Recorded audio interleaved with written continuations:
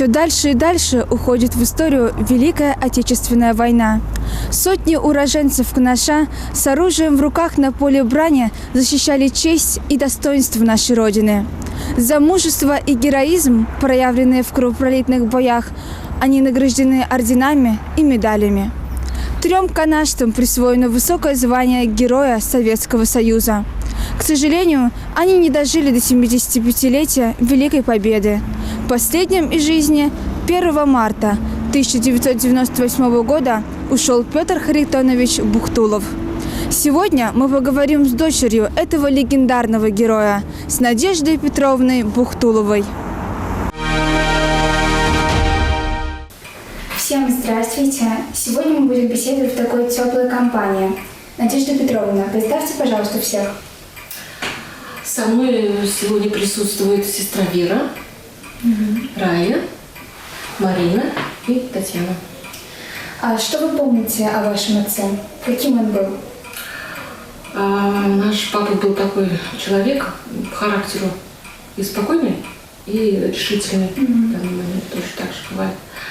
Ну, для меня папа был всегда авторитет. Уже я, когда маленькая была, я, конечно, не понимала еще, что просто папа для меня был, и все. А потом уже с годами взрослеешь и уже понимаешь, что папа у нас почетный гражданин Кунаша, уважаемый человек, с каждым пройдет, здоровается, беседует. Ну, шел он аккуратно, спокойно, никуда не торопился. Шел так к нам. А может быть, вы хотели что-то добавить? Каким мы помним своего отца? Ну, из моего детства, конечно, я его помню только, что он действительно был труженик, ответственный, всегда все сделал качественно, не спеша. Действительно, шаг у него был намеренный, такой ровный, четкий, вот как, наверное, вот действительно научили шагать, и вот такая походка, как марширует, ходит. Вот. Ну, действительно, труженик, работал с утра до ночи в этом плане. Работал. А сколько вас было в семье? 10 детей у папы. А тяжело ли жилось, вот финансово вообще? Времена же были тяжелые, и как вам? Ну, ему приходилось работать на 2 работы. С утра уходил и до позднего вечера работал. Вот. Ну, возлагалось старшим детям, конечно. Мы поменьше, как бы были уже. У нас папа был женат дважды. Вот тут присутствуют 2 девушки, сестренки мои, от 1-го брака. А вот мы, вот я, Марина и Татьяна, мы уже от 2-го брака. С детства папа наш работал 2 смены. Уходил утром, приходил вечером уже в 12 часов. Семья большая была. Мама не работала, уже 2-я. Первая мама наша умерла, мне было 4 года, я последняя. Потом уже отец женился, уже от 2-й тоже 5 и 5 у нас. Вот Саши нет, потом Таня идет, Надя, Марина и Ваня. К сожалению, у нас в этом году 2 брата потеряли мы 2, старшего и младшего.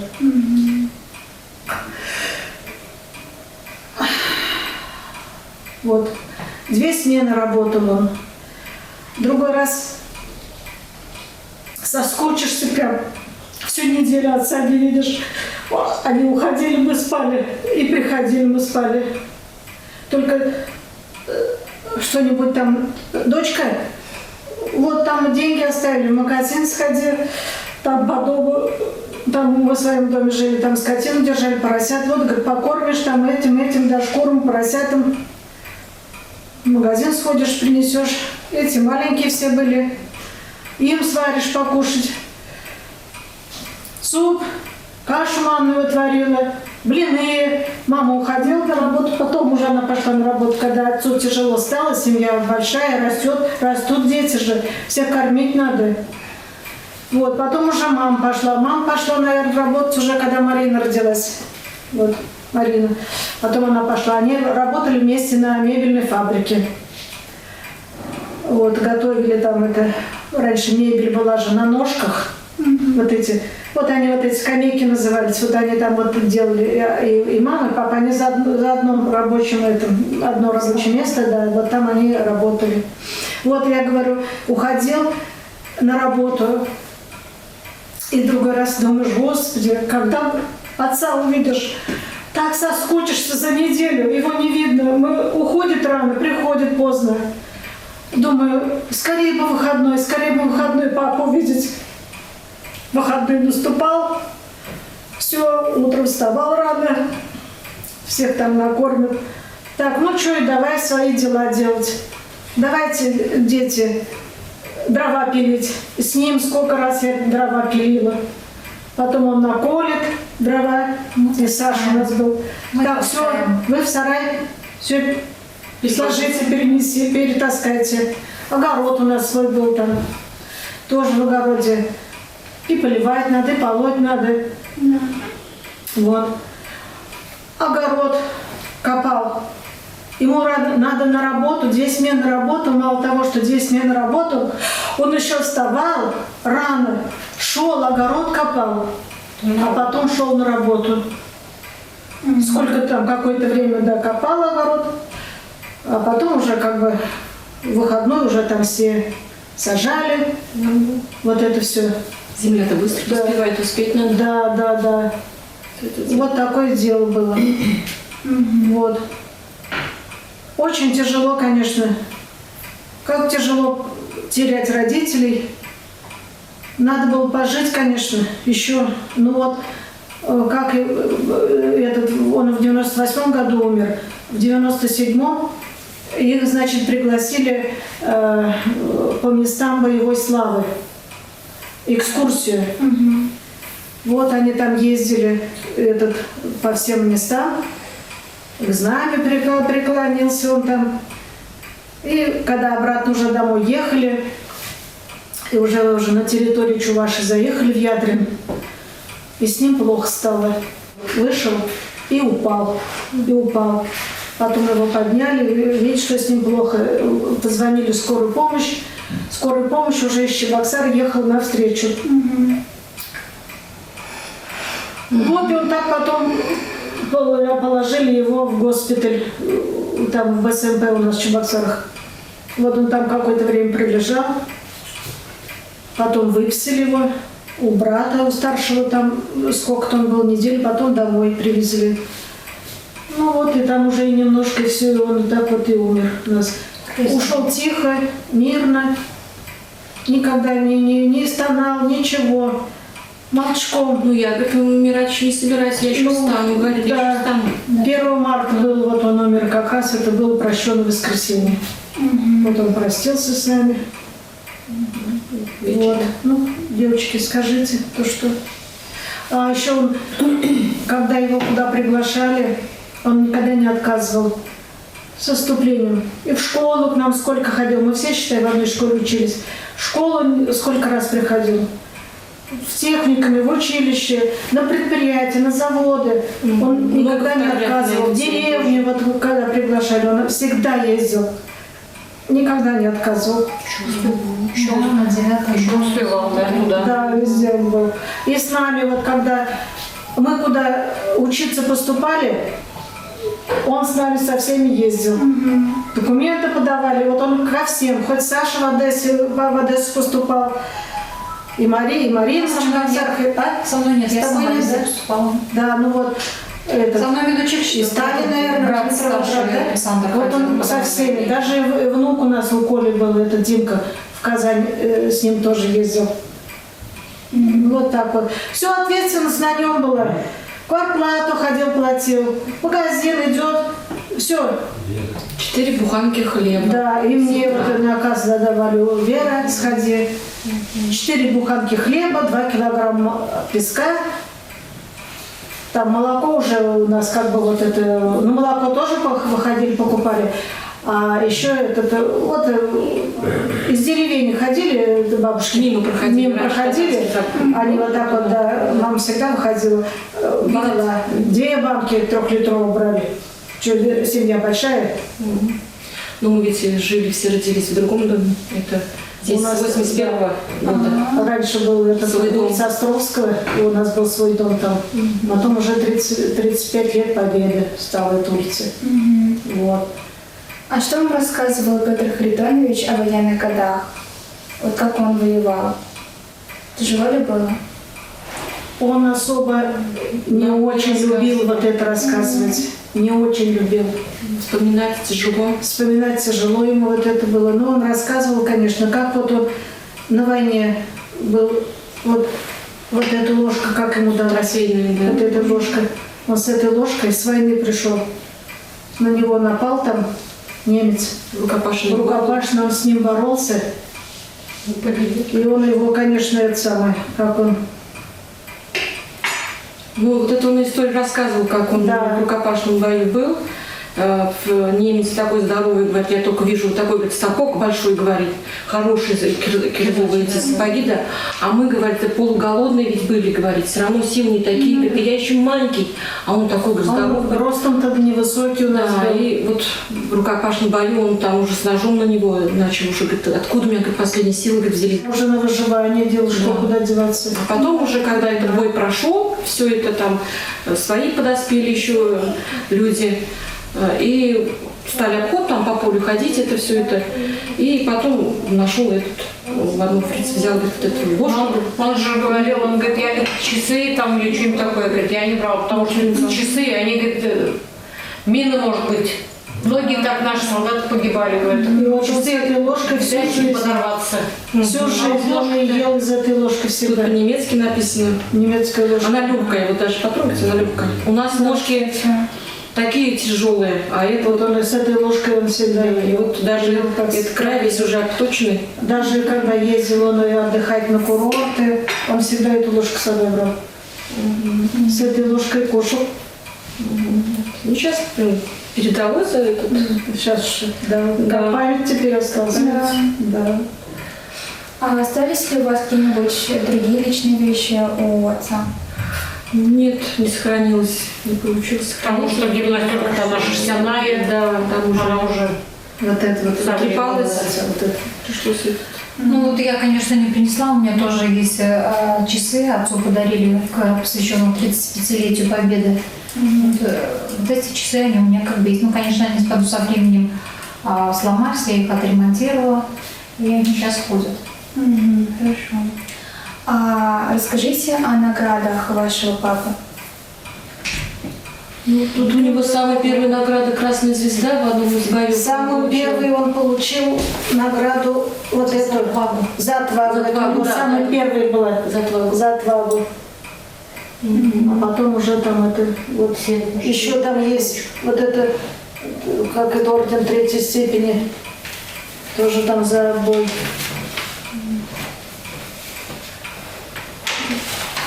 Ну, он больше, конечно, разговаривал со своими сыновьями. Ну да. Он, как этот мальчишки, говорит, вы, говорит, меня поймете, вы все равно войнушки играете, там еще что-то. А нам, девчонки, вам это говорит, не надо. Страшно, говорит, смотреть это было, все это. как его там контузил там 2 раза, да? Да. Получилось. 2 раза контужен он был, да. А у него еще ранение. Сколько метров он летел, говорит? У него еще ранение было много. И вот он сказал, говорит, слава богу, говорит, мне, говорит, мать мыло дала, говорит, я вот этим мылом, говорит, вот это ранение вылечил себе. Ну, рану промывал. Да, рану промывал мылом, говорит, я, говорит, вот так вот сам себя, говорит, это вылечил эту рану. Что заражение, да? Да. Ну, считай, ушел мальчишкой.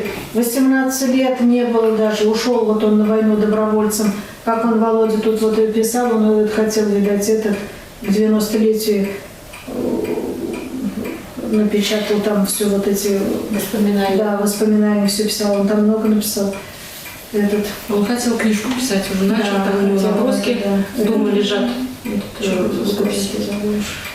Ну, а там у нас не купил. Ушел, да, на фронт. Вот, 5 раз он пытался туда, 5 раз. Его не брали, не брали. Год прибавил. Ага, он уже хотел как бы это, да, вот прибавить возраст. Куда, говорит, ты, говорит, маленький.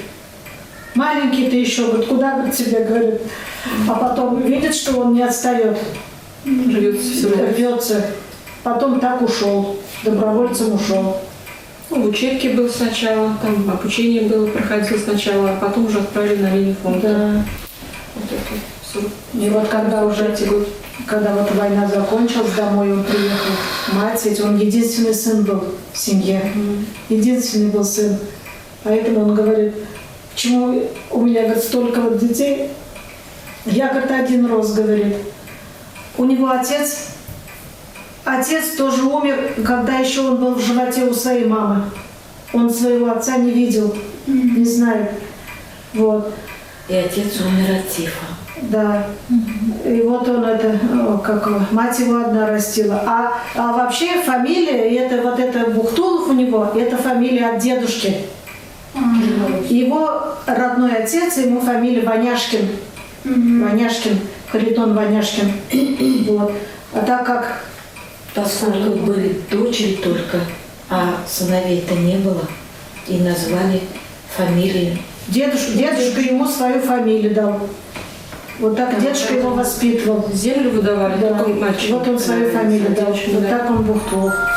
Вот так тут. История-то наша такая идет. Да, это никто, это, наверное, не знает, это нигде, наверное, не что говорит. Да. Вот. А какое воспоминание с вашим отцом вам запомнилось больше всего? То, что он всегда в работе. То, что он всегда в работе. Он всегда вставал, приходил на обед, когда... Мы уже греем ему, обед Да, разогреваем. он первым долгом, когда в своем доме, я помню, он первым долгом заглянет в этот умывальник. Если воды там мало, пойдет в колодец, наберет воду, наберет. Если ведро полное, пойдет, обязательно выльет. Даже половина будет, все равно выльет. Я говорю, пап, я сама вылью. Нет, дочка, тяжело тебе. Пойдет, выльет. Вот на обед приходила. А когда каникулы у меня были, я вот ходила к нему на мебельную фабрику, обед носила. Мама сварит, кастрюльку, он только щи любил. Щи, картошка, это у нас вот это уже каждый день это блюдо, печка, русская И он вкусно варил щи. А он сам тоже как варил, он очень вкусно варил. Вроде мы тоже все Пельмени, когда вот зимой поросенка заколем мясо, есть же, пельмени начнет лепить. Ну какие красивые вот эти пельмешки И получались. все лепят. Очень такие, да. Ну, он очень мастер на все руки. Он валенки подшивал нам всем. Самки там делал. Бочки делал. Бочки Это делал. уже, да. Все он, свой дом он тоже сам строил. Я и бондарь, и Да. кровельщик, Свой дом тоже и сам плотник, и Погреб И он погреб, вырыл, все, да. это, И что вот это колодец было он все его вырыл. руками. Всё сам. Даже и потом вот здесь вот уже мебель-то, наверное, вон стреляж остался там в прихожей, да? Табурет. Он им табуретки, вот это все, он все сам своими руками делал. Комод, шифонеры были у нас там, да? Сейчас уже как бы уже тут этот живет. Столы были, ножки такие дубовые такие, да. Стол большой, разложенного, вся семья садится. Все своими руками все делал. Сейчас вот делают раздвижные столы, это, да, чтобы увеличить, да?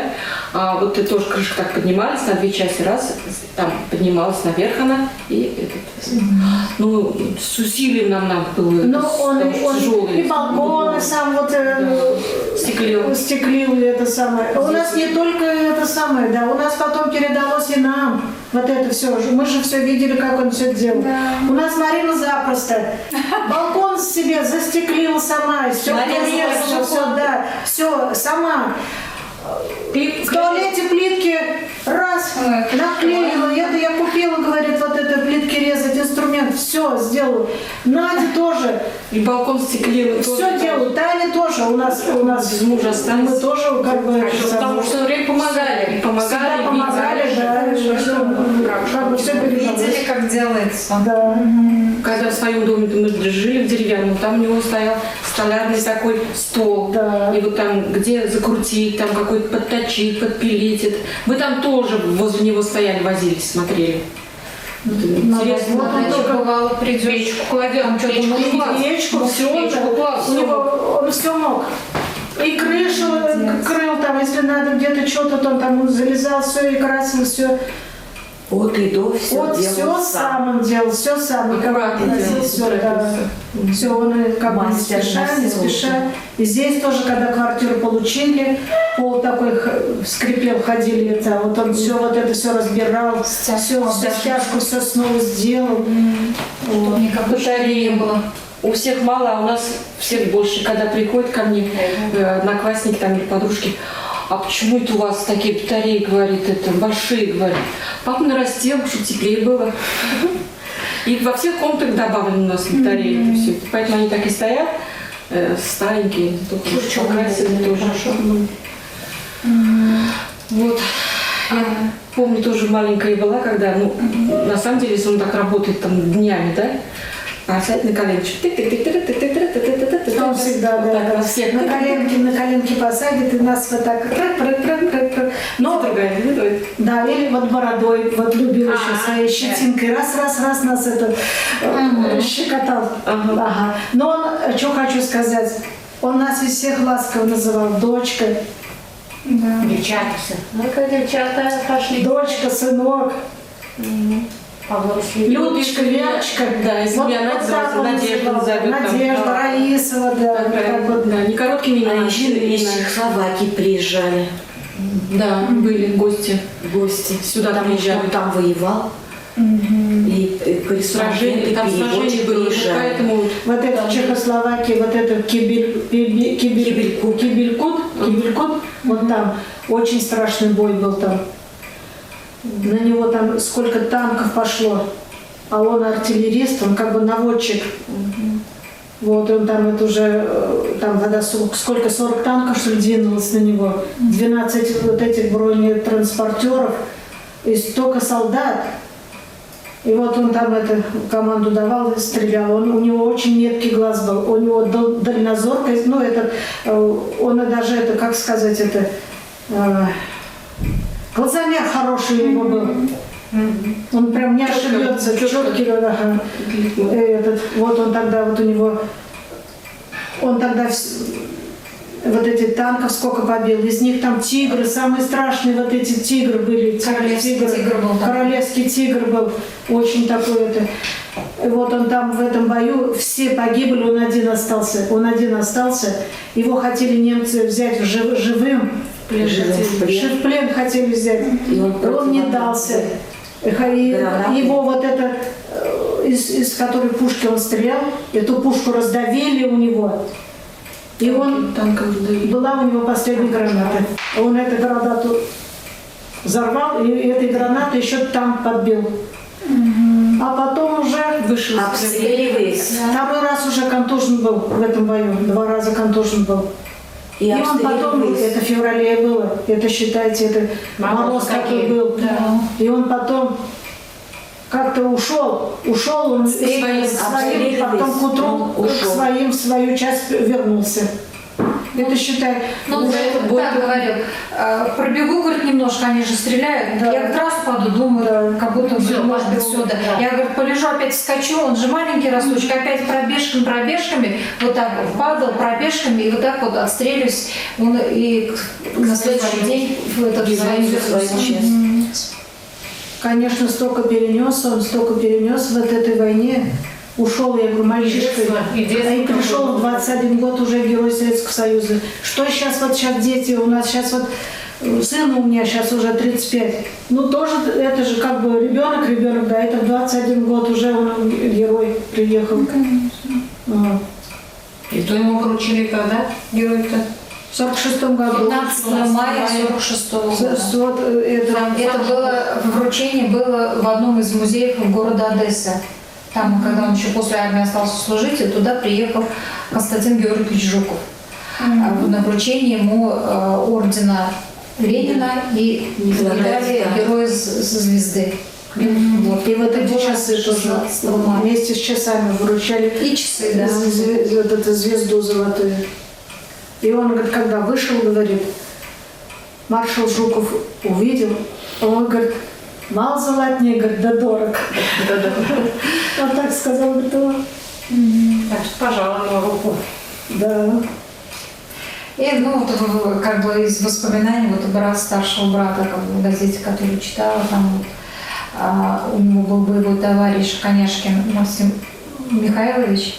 Он был с Украины, он был здоровый, высокий парень. Вот они тогда вместе в этом бою сражались. И в этом бою Коняшкин тогда дали Герой Советского Союза. И он говорит, почему, говорит, Петр, тебе, говорит, тогда тоже, говорит, в этот не дали, сразу герои тоже, как бы вдвоем были. Ну ты, говорит, ты же вон какой высокий, здоровый, говорит, тебя, говорит, хорошо видно, а я-то, говорит, маленький. А потом, вот когда при вручении уже звезды Героя Советского Союза, тогда вот маршал Жуков-то ему сказал, мало златник, да дорог. А что вам советовал Петр Харитонович? Может быть, какой-то жизненный путь давал? Да. Всегда стараться. Старайтесь, учитесь, говорит, всегда говорю. Учитесь, будьте честными, внимательными, честными. Чужое никогда не брать. Так, ну, как бы учитесь. Помогайте младшим. Будьте дружными.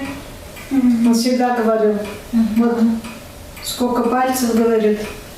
Вот любой пальчик, если, говорит, поранен, больно. Так же говорит это. Мне больно. И мне больно. Вот столько детей жалко. А какой не поранишь, говорит, палец, Да. болит одинаково.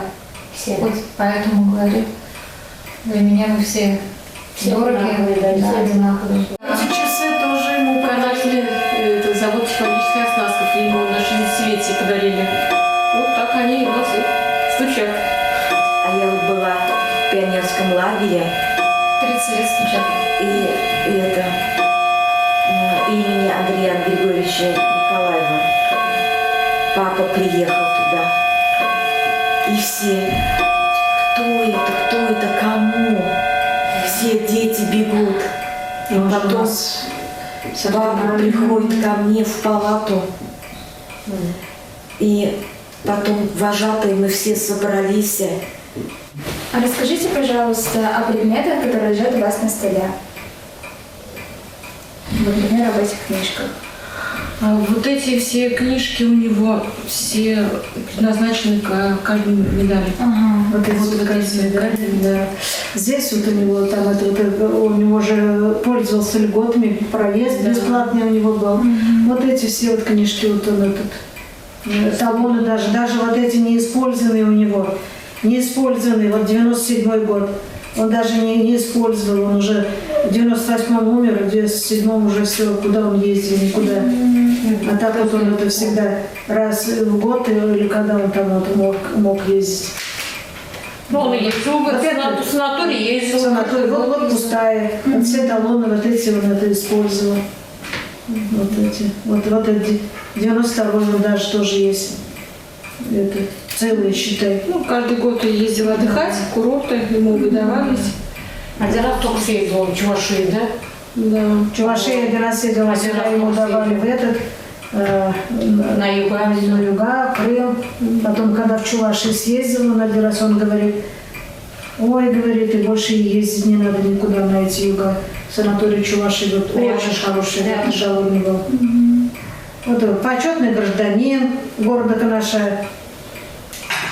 Вот все книжки тут.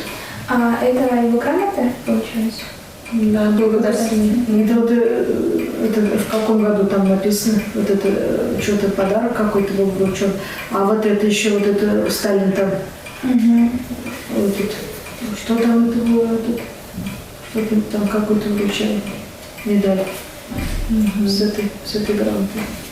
А расскажите о себе. Вот мы поговорили о Петре Харитоновиче. Расскажите вашу историю, о ваших детях, внуках.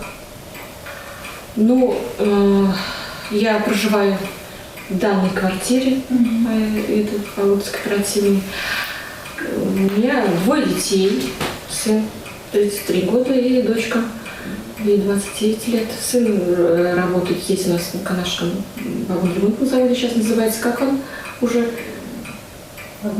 Вагоностроитель, да. А дочка у меня в Москве. Проживает там с внучкой Елизаветой. В 4 классе учится она там.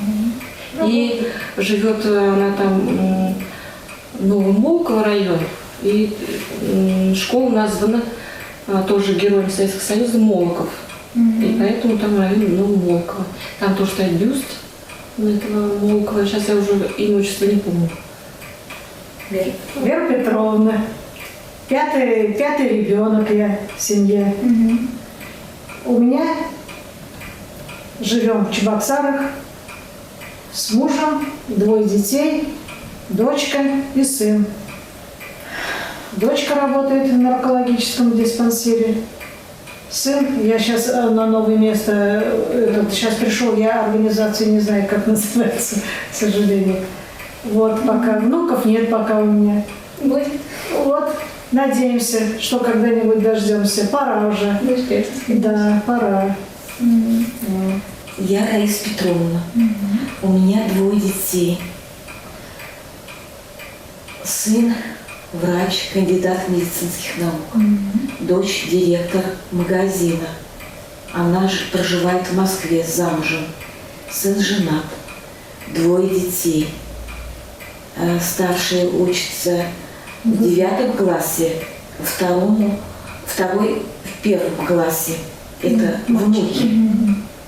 Проживаю я в городе Цивильске. И приехали сегодня? И я приехала сегодня. И еще у меня внук спортсмен. Он был в 2019 году по приглашению, но он написал сочинение про дедушку. Прадед, получается, уже, да, ведь он прадед? Да. Да.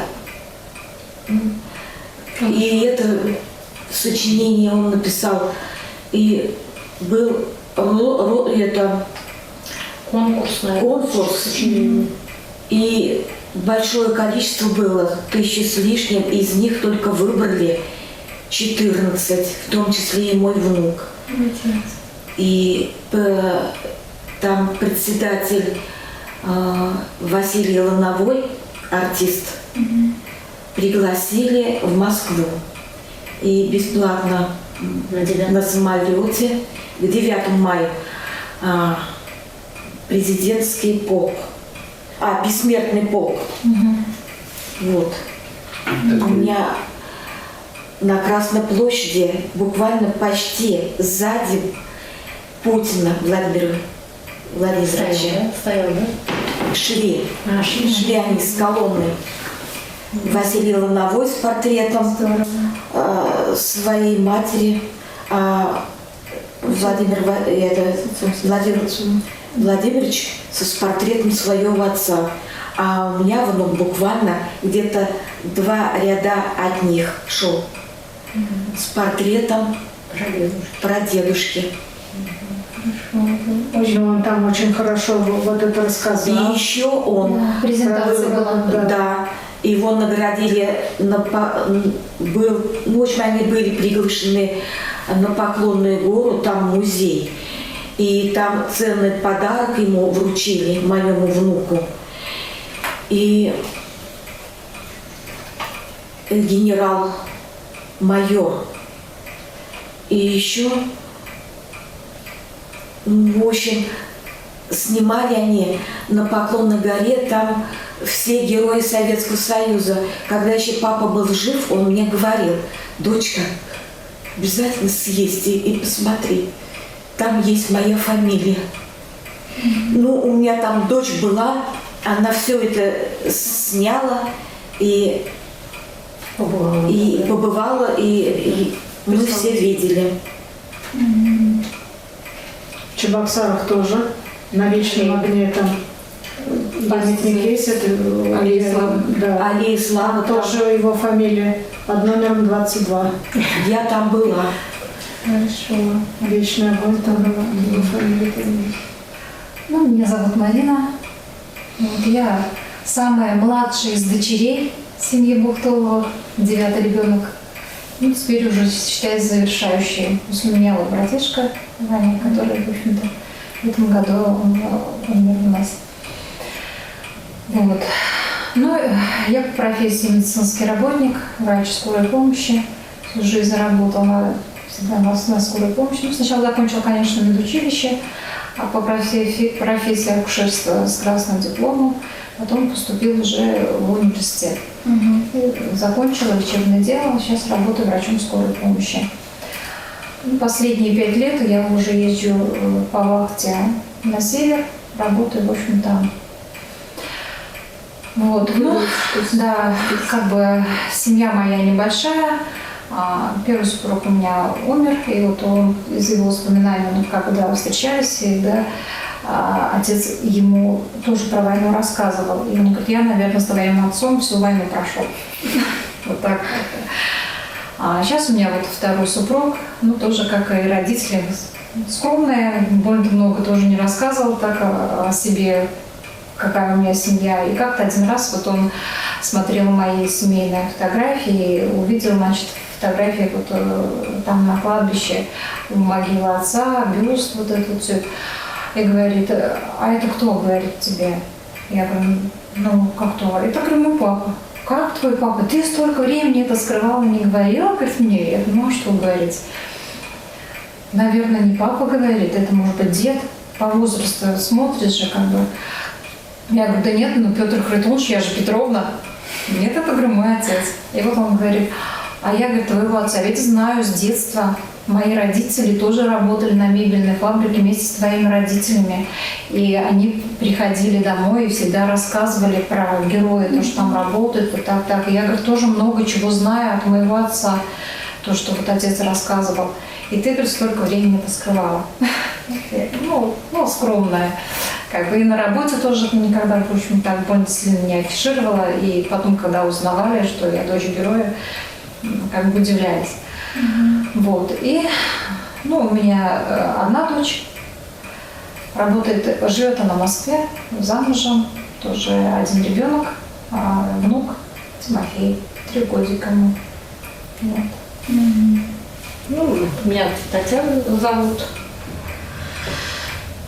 У меня 3 детей, 3 дочки, все дочки 3. И 1 внучок. Так, все, работаю на ВРЗ заводе. Чего, а что, воспоминания об отце, что сказать? Ну, труженик. Конечно, с детства сидели возле окна, все, когда придет, вот такое воспоминание. Ну, жили, потом вот детство прошло, школу закончили. Сначала 2-я школа, потом нас там 2-ю школу закрыли, нас уже кого в 5-ю, кого куда он разбросал. Ну, закончили школу, потом учиться поехала в Дмитровград-Ульяновской молочный техникум закончила. Проработала я, может быть, 3 года. У нас сырзавод весь обанкротился, что куда. Вот на ВРЗ пошла, по своей профессии уже нет. Все, теперь на ВРЗ. Тоже начала с подсобной рабочей, потому что там тоже никак не попасть туда. Очень трудно было. Начинала с подсобной, работала, помогала, потом уже там не курсы или что ли начали набирать. Я говорю, давайте на курсы поехала, отучилась в Чебоксарах на оператор ЧПО. Сейчас на Мустанге работаю. А сколько у вас было в семье детей, внуков, правнуков? Ну, так как у папы 10 детей, у него уже внуков 21. Ну, 21, правнуков 19. Люда умер, тоже как бы он был весь. Да. Ну вот у старшего У Саши Володи сын старший 2 детей. 3 детей. У него 2 было брака. От 1-го брака дочка, от 2-го брака еще дочь и сын. Потом Коля 2 детей. Потом у Люды 3, у Раи 2, у Веры 2, 12 уже. Потом у Саши 3, у Тани 3. Так, сколько это будет? 18. Потом у меня 2, у Марины 1 и у Вани 1. 22. И правнуков, наверное, И правнуков там уже считать. У Володи 8. 8? Да, 8. Ой, надо калькулятор, наверное. Ладно, считаем. 8. У Коли 4, 12. У Люды У Люды 3. Трое. У Юры 3. Так, это уже 15. 15. Вы прибавляете там? Урай двое. Урай двое. 17. Ага, потом у тебя... У Саши Так, нет нет. еще. У Саши У нет. Тани один. У Саши нету? Нет. Пока У 19. Тани один, у тебя Да. одна. У меня одна. У Марины 20. 20. Вот. 20 правнуков. 21, наверное, я считала, мне кажется, 21. Угу. И, А и еще прапра есть. Прапра есть. Как? Кто? У Юры. У Юры, да. У Насти. У Насти есть. У Юры, да. Прапра. Уже. Так, Праправнук. вот. Пока больше нет. Вот. Сколько у него? Один? Праправнук один. Один. Правнук один. По нашим подсчетам мы насчитали, что у нас 22 внука, 20 правнуков и 1 праправнук. Спасибо вам большое за интервью, за то, что нашли время и рассказали и о себе, и о Петре Харитоновиче. И мы вас тоже благодарим. Друзья, на этом наша передача подошла к концу. Мы узнали целую историю о Петре Харитоновиче. Хочу выразить слова искренней признательности за подаренный мир ветеранам Великой Отечественной войны. Ведь именно они встали как один на борьбу с фашистскими захватчиками. Именно они в годину суровых испытаний для Родины беззаветно трудились на трудовом фронте, приближая победу над фашизмом. А с вами была Лада Матвеева и передача «Достояние». До новых встреч!